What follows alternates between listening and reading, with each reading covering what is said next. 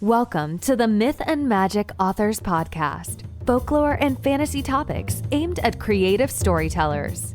To write stories and challenge your brain with exciting ideas, delve into these presentations and reflections. See how fantasy realms are based on actual world history, legend, and lore. Study fairy tales, nature fables, and supernaturalism to engage in a jumble of concepts that will trigger your fancy and get you writing imaginatively. Now, here's your host, Neil Mack. Hello, fantasy fiction fans, and welcome to Myth and Magic, the podcast for fantasy authors everywhere. In today's show, I'm very excited because I'm interviewing the ginormously talented epic fantasy author, Charles Sterling, who's the ingenious and the very witty author of The Portal. And it's a tale about a guy who gets sucked into his TV screen. And he also wrote Merge, which is about an experiment that went disastrously wrong, so that the magic and the wisdom of the olden times impacted upon a modern technological world. So I'm going to ask Charles about writing those books. I'm going to ask Charles about creating art and about coming up with fresh ideas. And also, because he's a bit of an expert at short stories, I'm going to ask him why writing short stories is a good idea for all authors. So without further ado, let's go over to Charles Sterling. Hello. Hello, can you hear me okay? I can hear you. Can you hear me? Yeah, I've got you. How you doing, all right? Awesome. I'm doing great. How are you? Very good, thank you. So let's go in with what I thought was an important part of you, because you tell me that you're a dreamer type person, and I wondered if you shared my opinion of the fact that writing is often just about laying down and thinking up new ideas. When people ask me, well, what's it like being a writer, I'm sure in their head they've got this feeling that I'm sitting at a typewriter or a keyboard somewhere churning away stuff. And when I try to explain to them, I spend at least half of my time just conceiving ideas. It might be in the bath, it might be in the shower. I often go on long walks and I kind of lay down, and that's when the ideas, that's when I'm writing. I'm actually writing then. Do you share that kind of same opinion? I absolutely do, actually, because, lazing around and daydreaming, it goes hand in hand with creative people. And it's from the depths of our lazy fantasies that these ideas come to us in the first place. More than half of my stories actually came to me while I was laying down on the bed, staring up at the ceiling, and this magical light bulb comes over my head, and I go, Eureka! I have a book idea. That is the muse, of course. Whether or not you actually believe that there's a spirit which comes down, or maybe there's something else psychological going on, but you need to connect with that hidden mystical thing, which is imagination. And I think you and I are lucky, and obviously the fantasy fiction authors who listen to this are lucky because they know that we're quite unique, because I reckon the majority of people don't have that. Is that how you feel? That's true. Sometimes when I explain to them that my thought process is very automatic, they can't conceive it. They think that you have to have like a structure, you have to write things out. But no, everything is it's quite like a fantasy on its own already. It's very in the air. It's just like magic, So it says on Amazon that you wrote your first book at age 15, which is pretty young. Can you tell us about your experience? And do you think that was a good time to go into the world of publishing? When I was 13 years old, I was part of an online role-playing community. And back then, in those teen years, it was considered cool and professional if you can write a lot of description for a single action. So the more you write, the cooler you were. So from 13 and 14, then I started writing as much as I can to describe a certain thing. And that's how my writing process came to be. Then at 14, 15, I came over to my father's room and I asked him, Dad, how difficult is it to write a book? And the absolute mad lad says, Son, it's the easiest thing in the world. Now, whether he was right or wrong, I believed him. And 11 months later, I wrote my first 75,000 word book. at 15 years old. Yeah, all thanks to him. So let that be sort of a lesson to the parents out there. Let your child believe that anything is possible. They'll make it happen. Were you in part of a competition like the NaNoWriMo? No, NaNoWriMo, I only found out about it a few months ago, actually. So back then it was completely just me and my computer and Amazon. I had no idea of the world out there. Why did you set 30 days? Was it 30 days then? That was, the 30 days was for Merge, which happened a little bit later. Oh, okay, yeah. So when I was in university, I wrote my book, Merge Imperfect World. And the reason that I finished writing it in 30 days was because each chapter that I would write, my best friend would read it and he would give me his opinion. And I was very excited about it. So I set out to write a chapter a day, which ended up being 30 chapters in 1 month. So the book was complete in 30 days. And that set a precedent, because the next 4 books that I've written after that, none of them took longer than 45 days. Now it's like just a habit. I have to write a book in less than 2 months. How many books a year are you writing? I try to write 2 books a year. So the rest of the time is spent on editing and polishing and... Yeah, editing, polishing. It's important to take a break as well. Then I work on my website. I study. Studying is important because while you're writing, you're an artist. While you're promoting, you're, in the business sphere. I've been doing it now for 7 or 8 years. And I don't then return to that manuscript for at least 2 months, normally 3. So I don't look at it January, February, March. End of March, I will look at it. I think people go into those manuscripts a bit too early. You need to have, I always call it fermentation time. It needs to ferment. Yeah. What are the positives and negatives about writing a book in a month? So when you're writing a book, and if you're taking a really long time on it, 6 months, a year, 2 years, you might get an idea for another book that you might want to jump to, or you might just get outright bored of your own story. So the positive of finishing it so fast is that in 1 month, you're just like, oh, I've written the book. Now have fun editing it. Yeah. But you've finished it.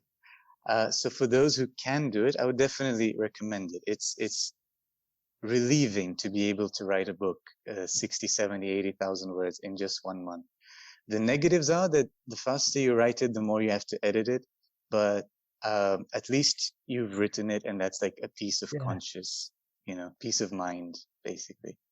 Yeah, I totally agree. You've got to have the raw materials before you can do the editing. And yeah. That raw material should be more or less complete, with beginning, middle, and end, and all the different other sheets of energy laying on the, I always call it the washing line of the plot, Yeah. Some people, they spend hours, days, months, years plotting their narrative. Others, they just write it because the character drives them along. Goodness, I will spend not more than a day thinking of the idea first, and it's already a full book in my mind.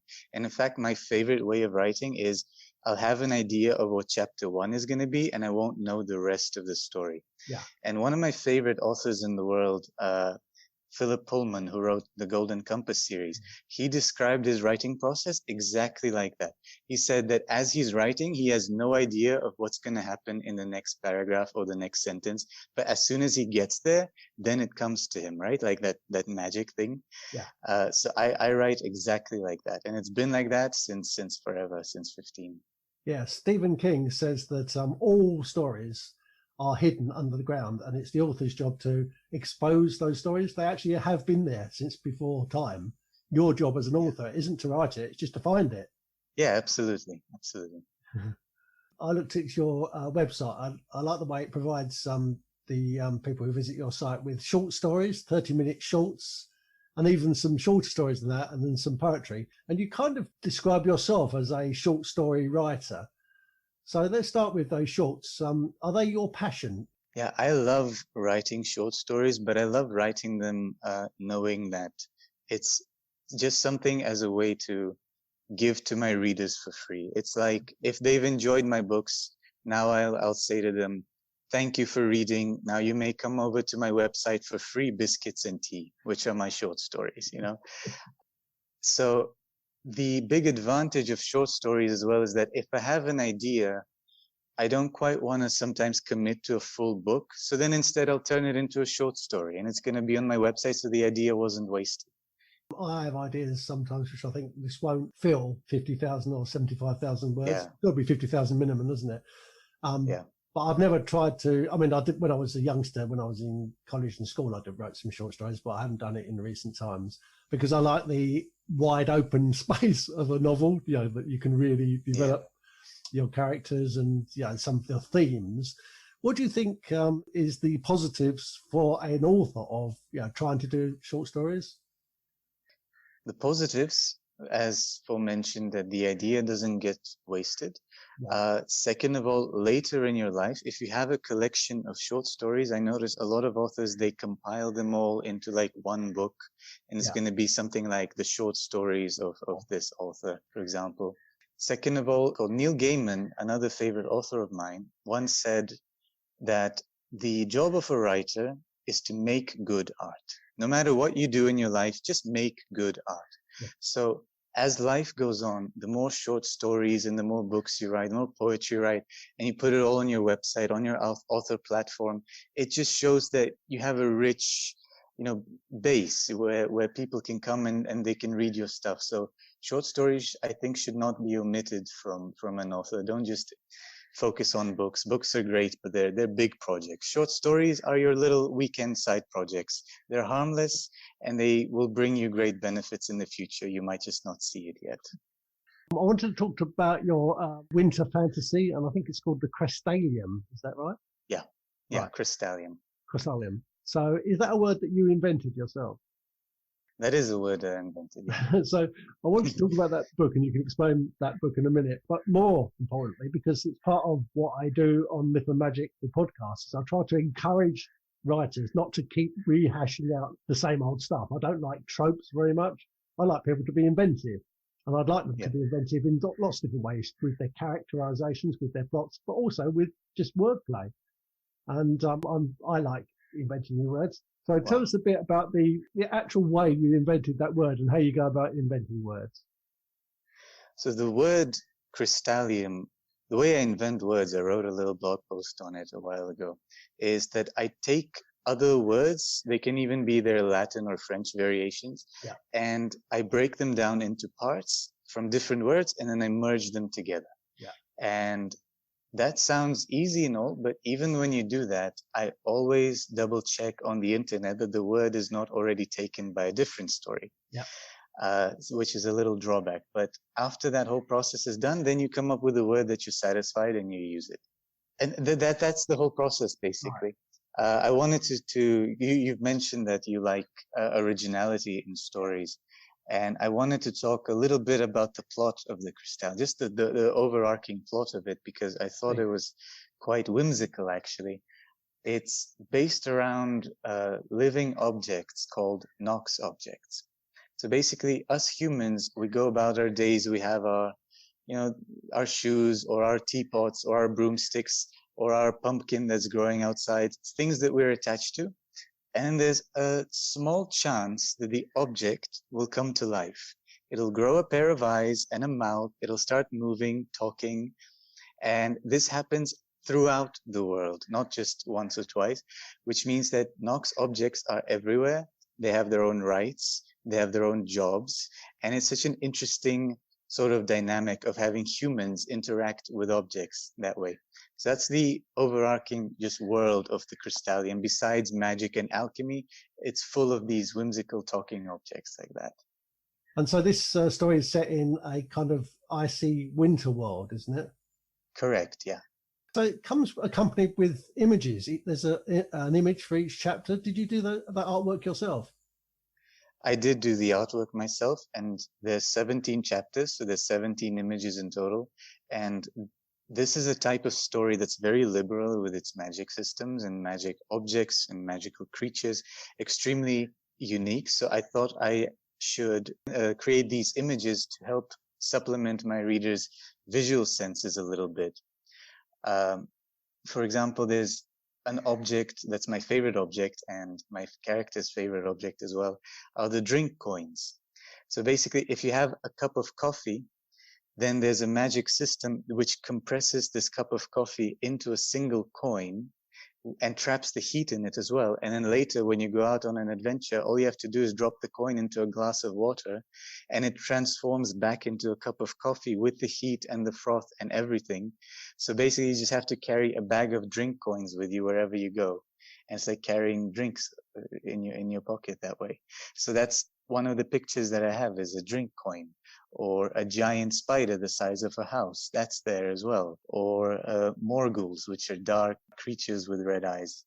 All sorts of things. Sledges powered by crystal, and a lot of things that can keep going on.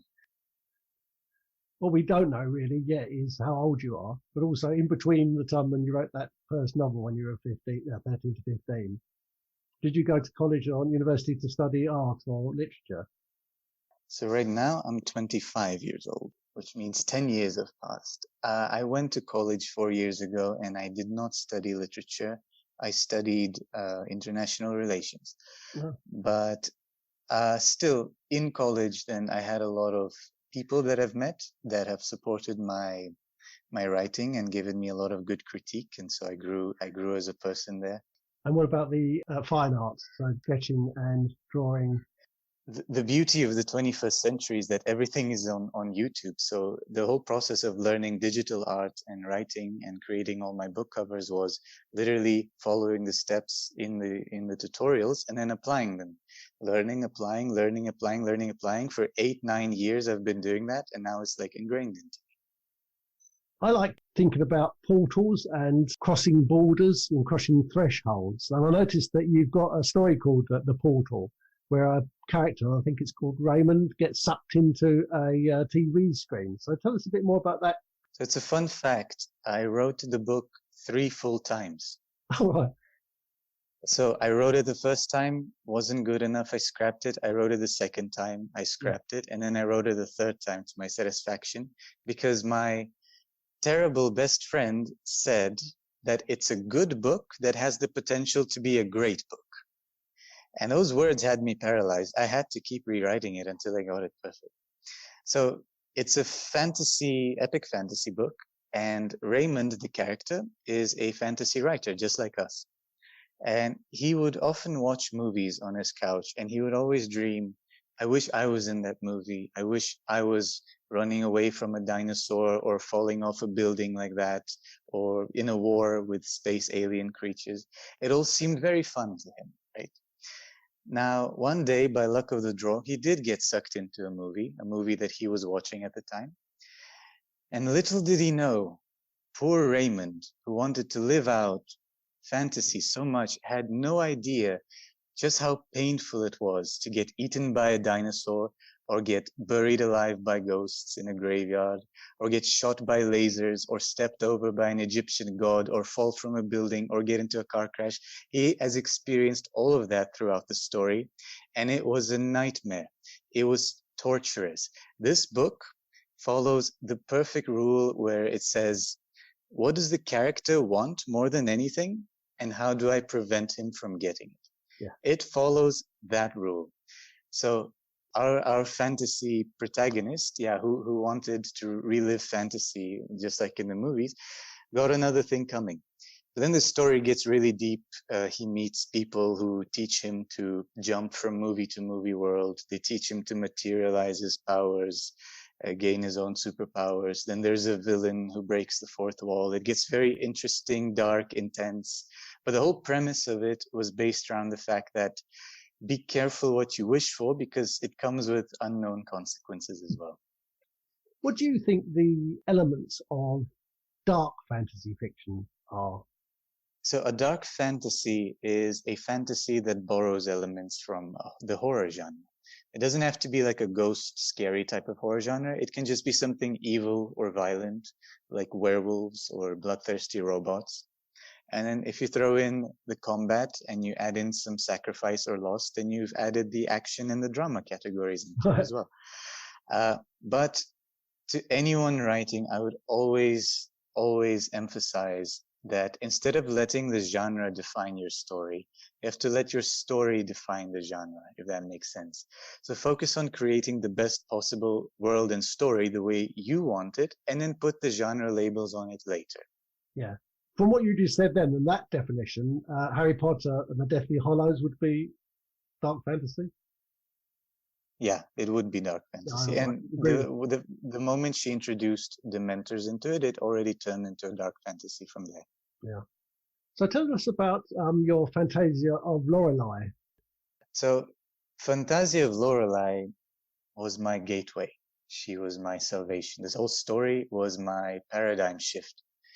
Because regrettably, back in the day when I wrote my first 3 books and then I wrote Merge, I had this presupposition in my philosophical journey of writing that writing was something to make money out of and to get famous with. Yeah. Which was a really bad way of thinking back then because it impeded the purity of the art. Yeah.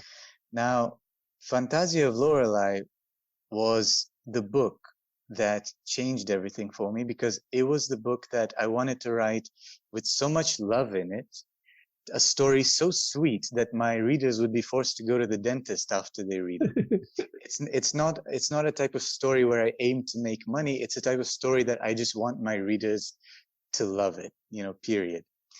So that was Fantasia of Lorelei, and it ended up being similar to Alice in Wonderland in the way that the story was written. It belongs in the genre called literary nonsense. Right. So, for example, the Crystallium has this whimsical, wonky story to it, but I've set out rules for the Crystallium, and it doesn't break those rules. Yeah. In Fantasia of Lorelei, all those rules are broken. There are no rules. I just throw anything I want at the reader. There's pumpkin-headed people, candy people, flying foxes, chocolate rivers, Christmas towns, diamond seas, and marshmallow dragons. Marshmallow dragons are important because when the marshmallow dragon breathes fire, it melts its own marshmallow mouth. So you get roasted marshmallows that you can then eat. It has these funny elements, but on top of that, on a serious note, it does have a beautiful story. It has a moral. It has really well fleshed out characters. It's very funny, and it's just my favorite book that I've ever personally written. So when you compare that book with all the other books that you've written, would you say that stands out as something that you're most proud of? It does stand out as something I'm most proud of, but the nature of the book makes it hard to sort of sell it, or because it's a bit all over the place. Yeah. So it's not something that I'm focusing on. But as soon as my readers enjoy my other stories and they go back and they stumble upon Fantasia of Lorelei, it's like a hidden gem within my collection. So tell us about your forthcoming fantasy, because I've been reading on your Twitter about you're going to be doing this Paragon Island, and I think it's kind of a pirate fantasy, and it has a sorceress in it, an ice sorceress. Tell us about that. Correct. So Paragon Island is actually based in the same world as the Crystallium, which has the talking objects, but it's a completely different story. It's just in that same world. So Freya Lovelace is the name of the ice sorceress, and she's part of the northern military from the mountains, and she got recruited to the military because of her aptitude in ice magic. And given her amazing leadership skills, she was to take charge of a ship, a northern fleet, to investigate the tropical southern islands because something bad happened there. So I thought it would be an interesting appeal to have this pale-skinned ice sorceress from the north to come down to the beaches where there's pirates, bikinis, cocktails, all of that. So it's a nice contrast. So she reaches the south with her crew, and out of nowhere appears the enemy ship called the Leviathan ship, and it bombards Freya's ship to bits. Right? And so she witnesses terrible things. She witnesses her crew members lose their heads, their legs, they have holes in their chest, they're bleeding, they're screaming, they're yelling. And so she has no choice. She has to escape. She abandons her ship. She goes overboard. She lands in the water. Using her ice magic, she creates a piece of ice that she floats on. And the waves carry her away. And then she's looking at her own ship, and it's destroyed. And she has vengeance on her mind.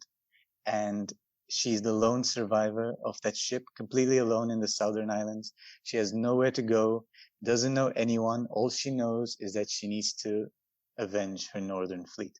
And that's chapter 1, right? So, but there's a lot of fantasy elements to it as well. So there's sea dragons, there's elemental magic, there's alchemy. The ships are powered by crystals. And there's also gorgeous, luxurious beaches. There's casinos, there's hotels. Because, you know, pirates are rich. They have lots to spend on. There's lots to explore. But Freya is a girl on a mission. Even though she's drawn by all these pretty things, she will never forget how her ship got massacred. So she always keeps her eyes on the goal. What sort of age group is this, are you aiming for? This one is young adults, just like the Crystallium. So the Crystallium is a pretty dark world, but because we see the world through Stella's eyes, the magical girl Stella, it looks lighthearted. But here, see, it's the same world, but we see the world through the Ice Sorcerer's eyes, who's not very lighthearted. So actually, it's a lot more dark and gloomy. There's violence, but it's not that bad. So I would say, you know, teens can read it still. How difficult was it for you to write as a female protagonist? Did you find it a difficulty at all? You know, my first 4 books were predominantly male-driven, but then my last 4 books were predominantly female-driven, and I've found out that I actually prefer it that way. Yeah. I enjoy writing about powerful female characters. There's something more, I don't know, somehow it's just more interesting because we already have a world that's kind of dominated by, you know, powerful males. So powerful females just feel so much more pleasant to write. They need to have their own voice. They need to have their own backstory. You should never forget that just because you're writing a quirky girl, like Lorelai is a quirky girl and Stella is a quirky girl, but they have to have their own voice. They have to be different. And so it's just important to get the character right and not forget who they are. Yeah. The last thing I want is to have a character that just, you know, goes along with the story and is just an empty shell made for the story to go on. She has to have her own voice that drives the story somehow. Is there a love interest in that? I don't do love interest. Usually that's the trope, but I stay away from love interests for some reason. I think love interests are in almost every story in the world. So then I just thought, let my story be void of that. There's love in a friendship kind of way, but there's no romantic love interests. Yeah. Yeah. On your Twitter feed, I love your little one-line vignettes, and I laughed at one the other day which said, "Slap my sleepy face with coffee," and I love the smell of coffee and witchcraft in the morning. Do these sort of lines come to you, or have you chosen those from somewhere else? Have you found them somewhere and then plucked them out, or do these come to you? Most of them, I think of them myself. I try to do 1 tweet a day. And the coffee ones, usually as I'm drinking coffee, I just have this urge to tweet something witty about coffee itself. Some of them I get inspired from other places, and then I sort of morph them into my own style. But most of them I do come up with myself. And I just like the idea of having a witty and friendly Twitter feed where if someone comes to my Twitter and they see all of these things that I've written, I want them to think that, wow, I want to be his friend. He's got this funny charm to it. So that's kind of like my surface thing. What's your working day like? I noticed that you were up before me this morning. I was up at 7. So, how does your working day work? So in my artistic working day, time and days are an illusion. They don't exist. Whenever I wake up is whenever I wake up. But the moment I wake up, I get my cup of coffee and I sit on my couch and I write or I edit or I learn. And then after that, I'm a gamer. I'm an anime watcher. I'm a guy.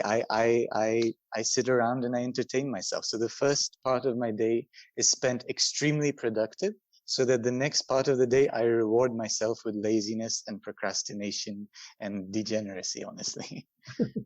My other interest is gardening and cooking. When you're gardening, is it like a trance moment where ideas come to you as well while you're gardening? Yes. Yeah. Normally, when you're doing real hard physical work, there is none, because really, I suppose, your whole being is about the physical side. But the great thing is once you come back indoors, and normally I would sit down with a cup of tea and, get out a book to read, that's when the ideas will start flowing back in, because I suppose you've allowed that fermentation period again, Yeah. So what are you working on next then? What's your next project? So I've only just recently finished Paragon Island. It's coming out on May 1st. It's on pre-release right now. So I'm just polishing it up. And I've just included a map for it. I've designed a map, and then I'm going to design a bunch of images for it, just like the Crystallium as well. Not for every chapter, unfortunately. There's too many chapters this time. But then after that, after the marketing is done, in a few months, you can bet I'm going to be writing my next fantasy, because that's how my ideas are just bursting like a volcano if I keep them in for too long. So it's out May. How can people get hold of Paragon Island? So it's either going to be on my website or straight up on my Amazon or on the top of my Twitter. You can find it 3 ways: charlesimagines.com or @charlesimagines on Twitter, or if you just search Charles Sterling, which is my name, on Amazon, then it will come up as well. Oh, that's fantastic. Right, well, brilliant. Thank you very much for that, Charles. It's been really exciting. It'd be nice if we could talk to you after that Paragon Island is it Paragon Island? Yeah. After Paragon Island is released, and find out, catch up with you and see how it's going. Would you be up for that?